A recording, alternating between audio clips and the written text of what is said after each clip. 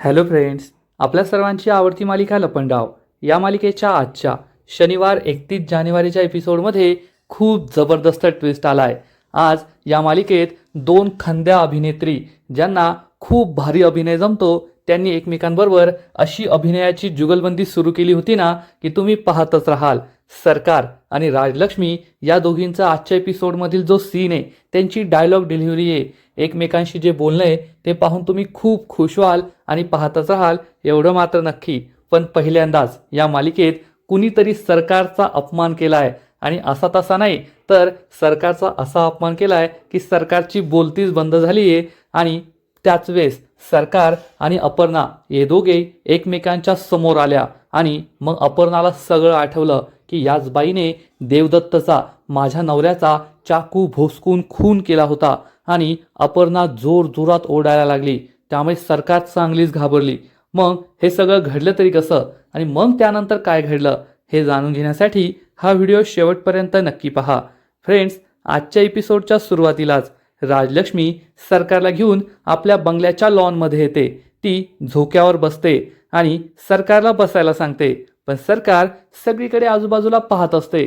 सरकारला आठवतं की आपण या बंगल्यात या ठिकाणी आधी कधीतरी येऊन गेलोय, पण कधी आलो होतो, का आलो होतो हेच तिला आठवत नाही। म्हणजे तिने याच बंगल्यात याच ठिकाणावर देवदत्तचा खून केला होता, पण सरकारने आजपर्यंत इतक्या लोकांचा खून केला असेल की आपण कधी कोणता खून केला हेच तिला नीट आठवत नाहीये आणि तिला ते आठवावं लागतंय। सरकार आजूबाजूला पाहत असते। राजलक्ष्मी हे सगळं पाहते आणि विचारते, काय झालंय, तुम्ही बसत का नाही आहात, काय आजूबाजूला पाहताय? तर सरकार विचारते, आधी येथे एक कारंजा होता का आणि तेथे एक तुळशी वृंदावन होतं, मी येथे आलीये, मला थोडं थोडं आठवतंय। तर राजलक्ष्मीला आठवतं की ही नालायक बाई येथे माझ्या मुलाचा खून करायला आली होती आणि आता मलाच विचारतीये की येथे काय होतं तेथे काय होतं। पण राजलक्ष्मीला तिला काही समजू द्यायचं नसतं। राजलक्ष्मी म्हणते, मला नाही माहीत, कारण 5 वर्षांपूर्वीच आम्ही हा बंगला एजंटकडून विकत घेतलाय आणि येथे आधी कोण राहायचं, त्यांनी हा बंगला का विकला, आधी येथे काय होतं कसं होतं हे सुद्धा मला माहीत नाहीये आणि आम्ही हा बंगला रिनोव्हेट करून घेतलाय, त्यामुळे सगळं काही बदललंय। कसं आहे ना, आम्हाला फालतूच्या चौकशा नाही जमत। हे ऐकून सरकारला खूप राग येतो। सरकारला समजतं ही बाई चांगलीच तिरसट आहे। फ्रेंड्स, लपंडाव या मालिकेत आजपर्यंत आपण फक्त सरकारचा तिरसटपणा पाहिलाय, सरकारचा माच पाहिलाय, पण ते म्हणतात ना की शेरा सव्वा शेर असतो, तसं ही राजलक्ष्मी सरकारला सव्वा शेर ठरलीये। या राजलक्ष्मीचा तिरसटपणा, या राजलक्ष्मीचा माज हा सरकारपेक्षा कितीतरी पटीने जास्त आहे आणि त्यात सरकारने देवदत्त बरोबर जे काही केले ना त्यामुळे राजलक्ष्मी तिच्यावर खूप चिडली आहे आणि तिची अशी अवस्था करते जी पाहून तुम्हाला पाहायला खूप मजा येईल। सरकार ही जागेवर बसते, कान्हा दरवाजातून हे सगळं लपून पाहत असतो की सरकार इथे काय आली आहे आणि राजलक्ष्मी आणि तिच्यात नेमकं काय बोलणं होणार आहे। तर आजी ही सरकारला विचारते, तुम्ही येथे कशासाठी आल्या आहात? आणि सरकार ही तिला सांगते, मला तुमच्याशी एक महत्त्वाचं काम आहे। माझ्या ओळखीचे एक पेशंट आहेत, चारुशिला दाभाडे, त्यांना हॉस्पिटलमध्ये ॲडमिट केलं होतं आणि तुमच्या कंपनीने त्यांच्यासाठी 10 लाख रुपयांचं बिल भरलंय, मला त्याबद्दलच चौकशी करायची होती। तेवढ्यात एक मोलकरीण तेथे येते, ती सरकारला पाणी देते आणि विचारते, मॅडम तुम्ही काय घ्याल, चहा, पाणी, ज्यूस, कॉफी? तर सरकारने उत्तर देण्याआधी राजलक्ष्मीच म्हणते, त्यांना खूप घाई आहे, त्यांना काही नकोय, तू जा इथून। सरकारला जबर धक्काच बसतो की ही बाई आपल्याला साधं चहा पाणी सुद्धा विचारू देत नाहीये, ती आपल्या इथे घालवायलाच बसलीये। सरकार या मोलकरणीच्या हातात राजलक्ष्मीच्या किर्लोस्कर कन्स्ट्रक्शनचं पॅम्पलेट देते आणि राजलक्ष्मीला द्यायला सांगते। मोलकरीण हे पॅम्पलेट राजलक्ष्मीला देते। राजलक्ष्मी हे पॅम्पलेट पाहते आणि विचारते, ही तर माझीच कंपनी आहे किर्लोस्कर कन्स्ट्रक्शन, तुम्ही मला माझ्याच कंपनीची माहिती द्यायला आलाय का? सरकार स्माईल करते आणि म्हणते, मी तुम्हाला माहिती द्यायला नाही आली आहे, माहिती घ्यायला आली आहे। राजलक्ष्मी विचारते, कसली माहिती? तर सरकार तिला सांगते, मी तुम्हाला म्हटलं ना, चारुशिला दाभाडे यांच्या हॉस्पिटलचं बिल तुमच्या कंपनीने भरलंय, ते का भरलं हे मला कळू शकतं का? तर राजलक्ष्मी सरकारला प्रश्न विचारते, आधी तुम्ही मला सांगा की तुम्ही चारुशिला दाभाडे यांना कसं ओळखता? सरकार सांगते, माझ्या नवऱ्याने सखी सदन चाळ नावाची एक चाळ बांधली होती, चारुशिला दाभाडे त्या चाळीतील प्रमुख सदस्य आहेत आणि माझ्या खूप जवळच्या आहेत, म्हणून मला ही माहिती जाणून घ्यायची आहे. राजलक्ष्मी सरकारला विचारते, मग त्या जर तुमच्या एवढ्या जवळच्या आहेत तर तुम्ही त्यांचं हॉस्पिटलचं बिल का नाही भरलं? तुम्हीच त्यांना आधी मदत करायला हवी होती. सरकार चिडून म्हणते, सरकारने काय करायचं आणि काय नाही करायचं हे फक्त सरकार ठरवते, कारण सरकारच्या मनाने हे जग चालतं, सरकार जगाच्या मनाने नाही चालत. तर राजलक्ष्मी सरकारला उत्तर देते, हा तुमचा खूप गोड गैरसमज आहे, कारण मी सगळं करते, माझ्या मनाने सगळं चालतं, हा फक्त तुमचा अहंकार आहे, अहंकार. आणि माणसाने वाघ पाळावा, सिंह पाळावा, एक वेळेस बिबट्या पाळावा, पण अहंकार आणि गैरसमज नाही पाळावा, कारण त्यामुळे तुमचं खूप मोठं नुकसान होऊ शकतं. सरकारला खूप राग येतो की ही म्हाताडी चक्क माझा अपमान करतेय. राजलक्ष्मी सरकारला म्हणते, तुमचा हा खूप मोठा गैरसमज आहे की सगळं तुम्ही ठरवतात, कारण आपण काहीच करू शकत नाही, काहीच ठरू शकत नाही. आपल्या सगळ्यांच्या आयुष्याच्या दोऱ्या त्या वरच्याच्या हातात आहे, आणि त्याने जर दोरी ओढली ना तर आपण सुद्धा ओढले जातो, क्षणात सगळं संपून जातं. त्यामुळे मी सगळं करते हा गैरसमज कधीच पाळू नका. सरकारला खूप राग येतो आणि ती चिडून म्हणते, तुम्ही माझा अपमान करताय का? तर राजलक्ष्मी उत्तर देते, तुम्हाला अंदाज चांगलेच बांधता येतात. त्यामुळे सरकार आणखीनच चिडते आणि विचारते, ही काय बोलण्याची पद्धत आहे? तुम्ही असं का बोलताय माझ्याशी इतकं कोरडं? तर राजलक्ष्मी सांगते, मी असंच बोलते, मागील 20 वर्षांपासून मी असंच बोलते. सरकार विचारते, पण का? राजलक्ष्मी उत्तर देते, कारण माझ्या आयुष्यातील गोडवा कुणीतरी हिरावून घेतलाय, तेव्हापासून मी असंच बोलते, कोरडं आणि वृक्ष. आणि तुमच्या प्रश्नाचं उत्तर मी आत्ता देते. आमच्या कंपनीचा CSR फंड असतो. दरवर्षी त्यातून एक लकी ड्रॉ काढला जातो आणि एखाद्या लकी पेशंटचं हॉस्पिटलचं सगळं बिल भरलं जातं. आणि यावर्षी त्या लकी ड्रॉमध्ये चारुशिला दाभडे यांचा नंबर लागला आणि त्यांच्या हॉस्पिटलचं सगळं बिल आम्ही भरलं. ही गोष्ट मला सुद्धा माहीत नव्हती. आम्हाला फक्त त्या लकी पेशंटचं नाव कळवलं जातं. ही सगळी प्रोसेस एक कमिटी करते आणि आम्ही ही गोष्ट बाहेर कळू देत नाही, कारण एका हाताने पुण्य केलं ना तर ते दुसऱ्या हातालाही कळू नये अशी आमची इच्छा असते, नाहीतर त्या पुण्याचं फळ नाही भेटत. पण तुम्ही ते शोधून काढलं आणि त्याचा जाब विचारायला इथपर्यंत येथे आलास. सरकार खूप चिडते. ही बाई मला काही ताकास्तूर लागू द्यायला तयार नाहीये हे तिला समजतं. इकडे कान्हा हे सगळं लपून पाहत असतो. सरकार राजलक्ष्मीला म्हणते, जाऊ द्या, मी येथे दुसऱ्या कामासाठी आलीये. तर राजलक्ष्मी तिला विचारते, मग आधी कोणत्या कामासाठी आला होता? सरकारला जबर धक्काच बसतो आणि हे ऐकताच तिला सगळं आठवतं की मी या बंगल्यामध्ये चक्क देवदत्ताचा खून करायला आले होते, त्याला मारायला आले होते. आणि ती राजलक्ष्मीला विचारते, तुमचं नाव काय आहे? राजलक्ष्मी सांगते, राजलक्ष्मी. तुम्हाला एवढीच माहिती हवी होती ना? मला असं वाटतं तुम्हाला सगळी माहिती मिळाली आहे, तुमच्या सगळ्या प्रश्नांची उत्तरं मी दिली आहे, आता तुम्ही येथून जाऊ शकता. असं म्हणून राजलक्ष्मी चक्क सरकारला तेथून हकलून लावते. सरकारला खूप राग आलेला असतो, या बाईने माझा एवढा अपमान केलाय, पण आता या बाईला काय बोलावं हाच प्रश्न तिला पडतो. फ्रेंड्स, खरंच लपंडाव मालिकेतला आजपर्यंत हा सगळ्यात भारी सीन आहे. राजलक्ष्मी आणि सरकार या दोघींची जी जुगलबंदी सुरू होती ना, एकमेकींना टोमणे मारण्याची, एकमेकींचा अपमान करण्याची, ती पाहायला तुम्हाला सुद्धा खूपच मजा येईल, एवढं मात्र नक्की. आणि सरकार आणि राजलक्ष्मी एकमेकांजवळ उभ्या असतात आणि त्याच वेळेस चक्क अपर्णा ही हातात बासुरी घेऊन लॉनमध्ये येऊ लागते. त्यामुळे कान्हा आणि राजलक्ष्मीला जबर धक्काच बसतो. सरकार आणि अपर्णा या दोघींनी एकमेकींना पाहिलं तर मोठा गोंधळ होईल अशी भीती त्यांना वाटत असते. आणि अपर्णा ही लॉन जवळ येत असते, तर सरकार ही तेथेच उभी असते. राजलक्ष्मी तिला म्हणते, मला असं वाटतंय की तुम्हाला ही जागा खूपच आवडली आहे, तुम्हाला येथेच राहायचंय का? सरकारला खूप राग येतो आणि ती तनाफना तेथून निघून जाते. पण त्यामुळे अपर्णा आणि सरकारची काही नजरानजर होत नाही. कान्हा आणि राजलक्ष्मीला हायसं वाटतं, बरं झालं या दोघींनी एकमेकींना पाहिलं नाही. सरकार आपल्या गाडीजवळ येते. तेवढ्यात तिच्या लक्षात येतं, अरे मी गाडीच्या चाव्या तर तेथेच टेबलवर सोडल्या, आता पुन्हा एकदा त्या म्हातारीचा चेहरा पाहावा लागेल. असा विचार करून सरकार ही पुन्हा एकदा लॉनकडे जाते. कान्हा हे पाहतो आणि त्याला जबर धक्काच बसतो की सरकार परत का चालली आहे? तेथे तर अपर्णा उभी आहे. आणि सरकार ही आपल्या गाडीच्या चाव्या घ्यायला तेथे येते आणि त्याच वेळेस अपर्णा आणि सरकारची नजरानजर होते. दोघीही एकमेकींना पाहतात. त्यामुळे राजलक्ष्मीला जबर धक्काच बसतो. अपर्णाला सगळ्या जुन्या गोष्टी आठवतात की याच बाईने माझ्या नवऱ्याचा खून केला होता, त्याच्या पोटात सुरी खुपसली होती आणि अपर्णा जोरजोरात ओरडू लागते, सुरी सुरी, रक्त रक्त.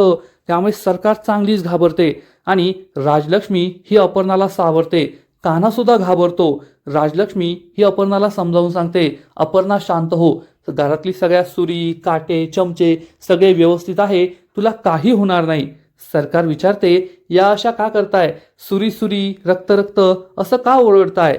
राजलक्ष्मी चिडून म्हणते, तुम्हाला दुसऱ्यांच्या आयुष्यात नाक खुपसण्याची खूप वाईट सवय, तुम्हाला काय करायचंय, तुमचं काम झालंय ना, मग तुम्ही जा इथून. सरकार खूप चिडते आणि रागारागाने तेथून निघून जाते आणि त्यामुळे राजलक्ष्मीला बरं वाटतं की एकदाची ही बाई येथून गेली आणि माझ्या डोक्याचं टेन्शन सुद्धा गेलं. थोड्या वेळानंतर सखी सदन चाळीत सखी तिच्या रूममध्ये असते आणि आपल्याला मकर संक्रांतीला हळदी कुंकवाला सगळ्या बायकांनी काय वाण दिलं होतं ते पाहत असते. सगळ्या बायकांनी आपलं पहिलं हळदी कुंकू किती आनंदात साजरं केलं होतं हे सगळं सखीला आठवतं आणि सखी खूप इमोशनल होते. आज या चाळीत माझा शेवटचा दिवस आहे आणि उद्या मी या चाळीत राहणार नाही, या लोकांना मी खूप मिस करेल, मी त्या सरकारच्या बंगल्यावर परत जाणार हा विचार करून सखी खूप इमोशनल होते, खूप दुःखी होते. सखी हे सगळं वाहनाचं सामान आपल्या कपाटात ठेवायला जाते. ती कपाट उघडते आणि त्याच वेळेस तो कपडा खाली पडतो जो कान्हाने तेजस्विनीच्या त्या कंबलमधून काढला होता. जेव्हा तेजस्विनी ही पहिल्यांदा सरकारच्या तावडीतून सुटली होती आणि धावत पळत या सखी सदन चाळीत पोहोचली होती. गुंडांनी तिला पकडलं होतं आणि गुंड तिला घेऊन जात होते.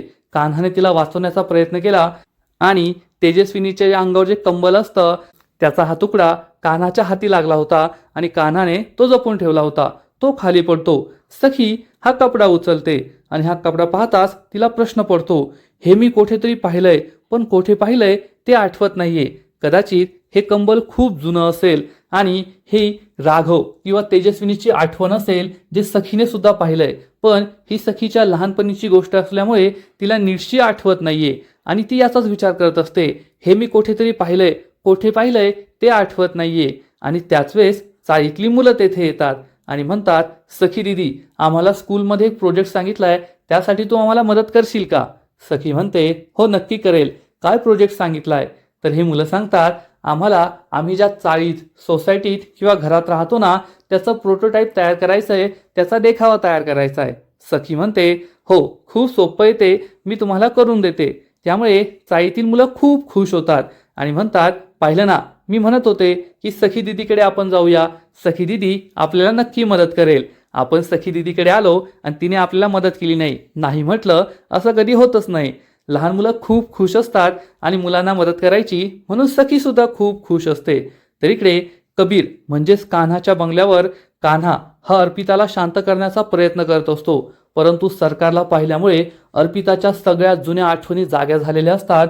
ती खूप घाबरलेली असते, हायपर झालेली असते आणि सुरी सुरी खून खून असं जोर जोरात ओरडत असते. कान्हा तिला शांत करण्याचा प्रयत्न करतो, पण अपर्णा काही शांत होत नाही आणि मग कान्हाचा नाईलाज होतो. कान्हा अपर्णाच्या हातामधून ती बासुरी घेतो, अपर्णाच्या पायाशी बसतो आणि ही बासुरी वाजवू लागतो. लपंडाव मालिकेचं जे टायटल सॉन्ग असतो त्याचीच धून तो वाजवतो आणि या बासुरीचे स्वर ऐकून अपर्णा शांत होते. सुरी सुरी रक्त रक्त असं बोलण्याचं ती थांबते आणि ती शांत होते.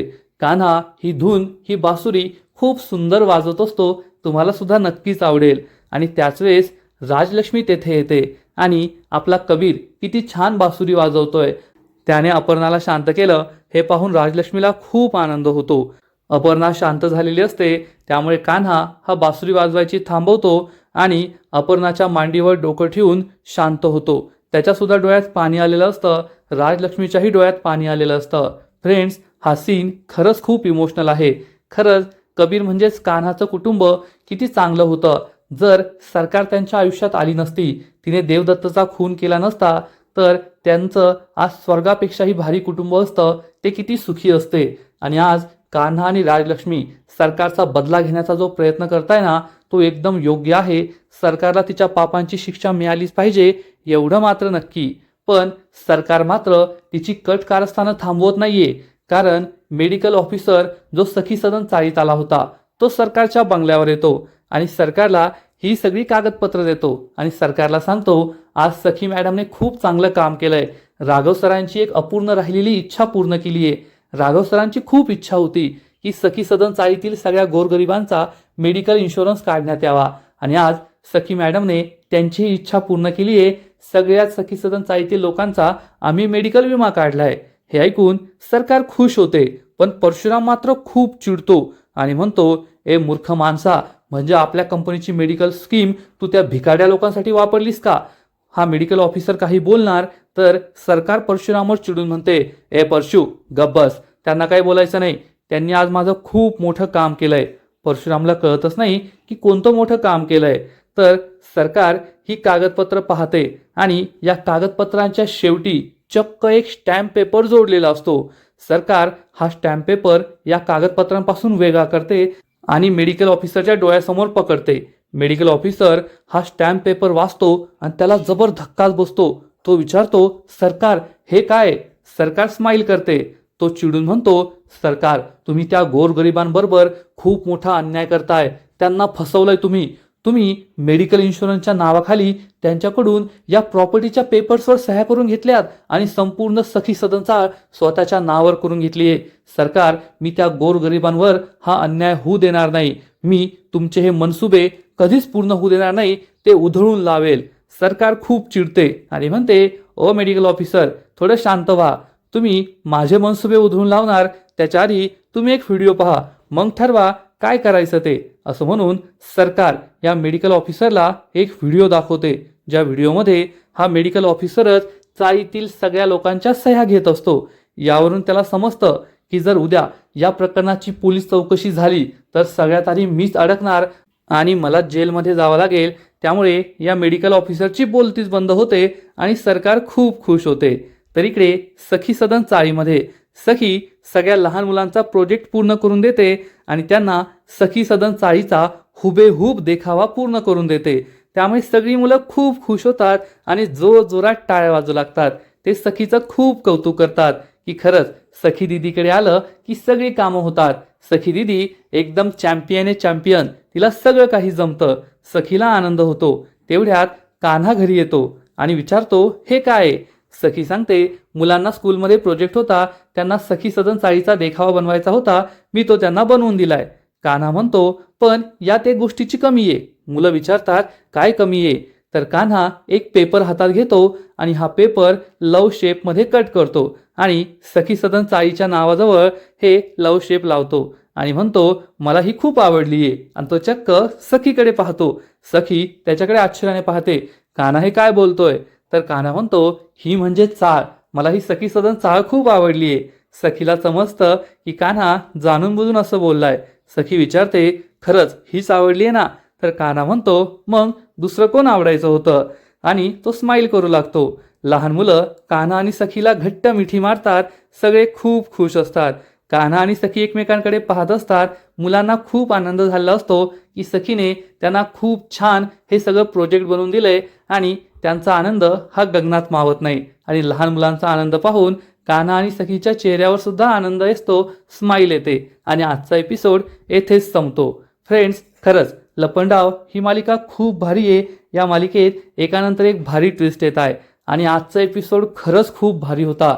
राजलक्ष्मी आणि सरकार या दोघांचा जो सीन होता तो पाहायला खूप मजा आली. एकानंतर एक जबरदस्त डायलॉग्स आणि त्यांची जुगलबंदी. ते म्हणतात ना की एखादं कॅरेक्टर कितीही भारी असलं, एखादी पात्र कितीही भारी असलं, पण त्याला साकारणारा कलाकार, अभिनेता किंवा अभिनेत्री खूप छान असले पाहिजेत आणि या पात्राची जी उंची असते ती वेगळीच होते. तसंच या मालिकेत झालंय. मग सरकारचं पात्र असो किंवा राजलक्ष्मीचं पात्र, यांना साकारणाऱ्या ज्या अभिनेत्री आहेत त्या खरंच खूप चांगल्या आहेत. त्यांच्यामध्ये जी अभिनय क्षमता आहे त्याच्यामुळे त्यांची पात्र पाहायला खूप मजा येते. त्यांचे कॅरेक्टर्स पाहायला खूप मजा येते. आणि सरकार आणि राजलक्ष्मीची जी जुगलबंदी होती, त्यांचा एकमेकांना प्रश्न विचारणं होतं, अपमान करणं होतं, ते सगळं पाहण्यासारखंच होतं. आजचा एपिसोड तुम्हाला सुद्धा नक्कीच आवडला असेल. आजचा एपिसोड तर भारी होता, पण या मालिकेचा पुढील एपिसोड आणखीन भारी असणारे, आणखीन मोठा ट्विस्ट येणारे. पुढील एपिसोडमध्ये आपण पाहू की सखी सदन चाळीत सखीचा शेवटचा दिवस असेल.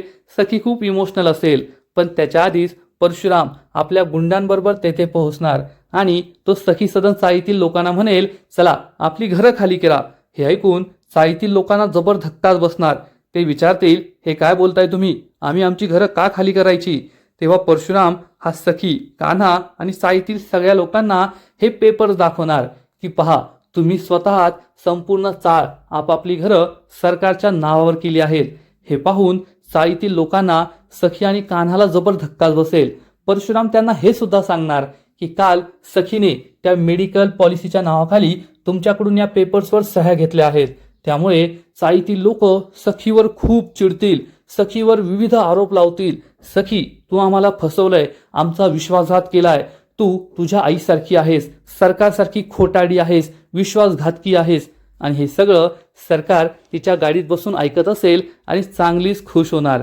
सखी चाळीतील लोकांना समजवण्याचा प्रयत्न करेल, मी असं काहीच केलं नाहीये, मी माझ्या आईसारखी नाहीये, मी माझ्या आईसारखी असते ना तर या सखी सदन चाळीत तिचं चॅलेंज पूर्ण करायला आलेच नसते. आणि हे सत्य ऐकून दाभडे मावशी सुद्धा सखीवर खूप चिडणार आणि म्हणणार, सखी, तू आमचा आणखीन मोठा विश्वासघात केलाय, आमच्या विश्वासाचा गैरफायदा घेतलाय, स्वतःचं काम पूर्ण करण्यासाठी, स्वतःचं चॅलेंज पूर्ण करून घेण्यासाठी तू आमचा वापर केलाय. तू खरंच तुझ्या आईसारखी आहे, तुझ्या बाबांसारखी नाही, विश्वासघातकी, खोटाडी. आणि चक्क दाभडे मावशींच्या तोंडून हे शब्द ऐकून सखी खूप दुःखी होईल, तर सरकारला मात्र आकाश ठेंगणं झालेलं असेल. सरकार खूप खुश होणार. तर फ्रेंड्स, आता लपंडाव मालिकेत एकानंतर एक भारी ट्विस्ट येणार आहेत. त्यामुळेच या मालिकेचे असेच नवीन नवीन अपडेट, नवीन नवीन एपिसोड सर्वात आधी पाहण्यासाठी व्हिडिओला लाईक करा, शेअर करा, चॅनलला सबस्क्राईब करून बेल आयकॉनवर क्लिक करा. म्हणजे या मालिकेचे नवीन नवीन व्हिडिओ तुम्हाला सर्वात आधी पाहायला मिळतील. खूप खूप खूप धन्यवाद.